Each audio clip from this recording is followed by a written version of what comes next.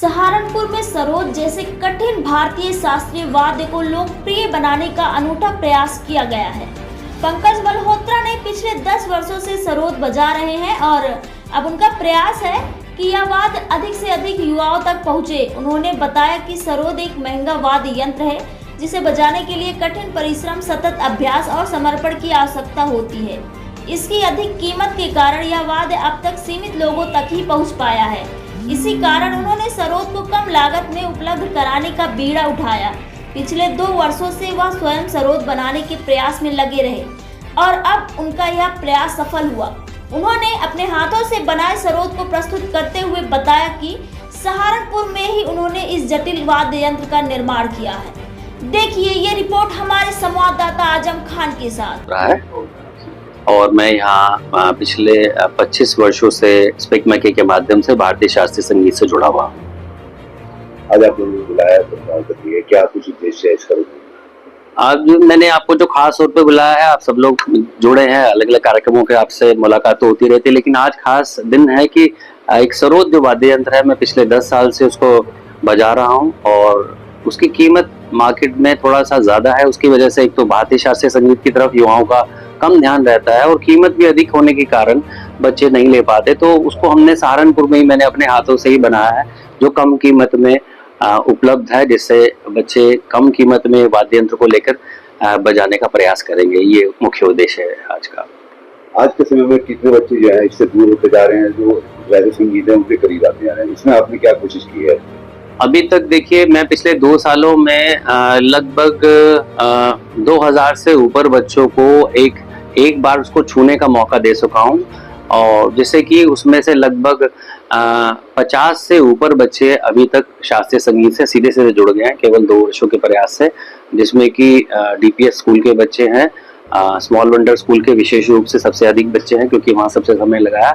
अभी वहाँ से जो पहली पीढ़ी है वो सेंट मेरीज एकेडमी में चले गए हैं, अब अलग अलग स्कूल में चले गए हैं बच्चे, तो वहाँ से भी मेरे पास कॉल आ रहे हैं, रोज फोन आते हैं। क्योंकि मेरा ये व्यवसाय नहीं है, मेरा एक पैशन है मूल रूप से कि मैं यहाँ पर ज्वेलर हूँ, और चूंकि उसका समय मेरा लिमिटेड है तो मैं थोड़ा कम समय दे पाता हूँ, लेकिन फिर भी मैं सातों के सातों दिन अलग अलग विद्यालयों में जा रहा हूँ। शोभित यूनिवर्सिटी गंगो, मेरठ, शोभित यूनिवर्सिटी, हमारा रेनबो स्कूल, डीपीएस स्कूल और स्मॉल वंडर स्कूल में मैं लगातार हर दिन जाने का प्रयास करता हूँ।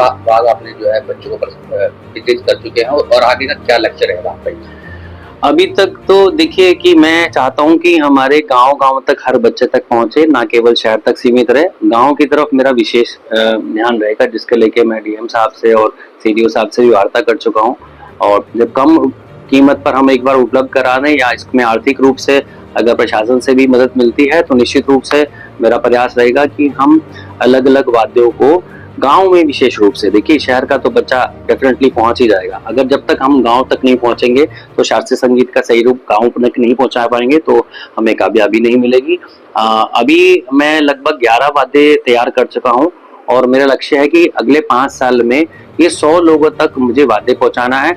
अभी जो कीमत है वो 11-12 हजार रुपए की कीमत है और अभी मैं कुछ एक्सपेरिमेंट कर रहा हूँ। मुझे पूरा विश्वास है कि इसको हम 5 से 6 हजार रुपए तक की कीमत के अंदर ले आएंगे, जो उतना मजबूत या नहीं, हम नहीं कह सकते उतना टिकाऊ होगा, लेकिन एक इंट्रोडक्शन के रूप में वो वाद्य अधिक से अधिक हाथों में पहुंच पाएगा। शास्त्रीय संगीत लुप्त होता जा रहा है। पहले के समय में इसको ज्यादा सुना जाता था, राजा महाराजाओं के समय में, अब लोग गिटार का ज्यादा यूज करते हैं। देखिए गिटार की जो बात है वो बहुत अच्छा वाद्य यंत्र है और मार्केट में बहुत ही सुगमता से उपलब्ध है, और हमारा हर युवा वर्ग जो है वो फिल्म में देखता है वो बजते हुए, तो उसका एक इमेजिनेशन रहता है कि वो हीरो बजा रहा है, हीरोइन बजा रही है, तो मुझे बजाना चाहिए।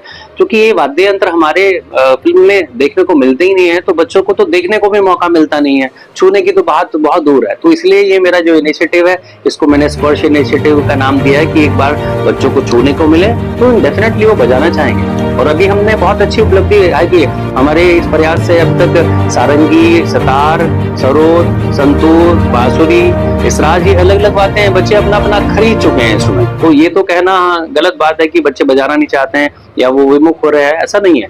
अगर हम उनको समय पर उपलब्ध कराएंगे या उनको मौका देंगे, वो बिल्कुल बनाने का तैयार कितनी होंगे। कठिनाई इसको सीखने में आती है, क्योंकि गिटार आसानी से देखिए, गिटार भी हम गलत बात करते हैं कि गिटार भी समय लगता है सीखने में, लेकिन चूंकि उसके अंदर फ्रेट होते हैं, थोड़ा आसानी है सारेगामा सीखना, तो 1-2 गाने रट लेगा 2 महीने में, 3 महीने में। हम जो भी बच्चे सीख रहे हैं, सीखना चाह रहे हैं, आप उनसे पूछिए, कम से कम 6 महीने से 2 साल का समय लगता है। जो बच्चा अच्छा है वो 6 महीने में कुछ कर पाता है, और कम से कम 2 साल में इंस्ट्रूमेंट पकड़ना आता है। हम ऐसा किसी भी कोई भी वाद्य कम नहीं, मैं किसी के खिलाफ नहीं हूँ, लेकिन हाँ डेफिनेटली ये जो अगर हम पढ़ाई भी करते हैं, वो भी हम नर्सरी से शुरू होते हैं, तो जाके फिर 6, 7, 8 तक आपको सेंटेंस लिखना आता है, तो कठिन नहीं है। अभ्यास की आवश्यकता है, कठिन तो नहीं है, बिल्कुल नहीं मानता हूँ। कठिन अगर होता तो नहीं बजा पाता। मैं 55 साल का हूँ, मैं केवल 10 साल से बजा रहा हूँ, तो 45 साल में सीख सकता हूँ, तो बच्चे तो एकदम तुरंत सीख सकते हैं, कोई इसी बात नहीं है।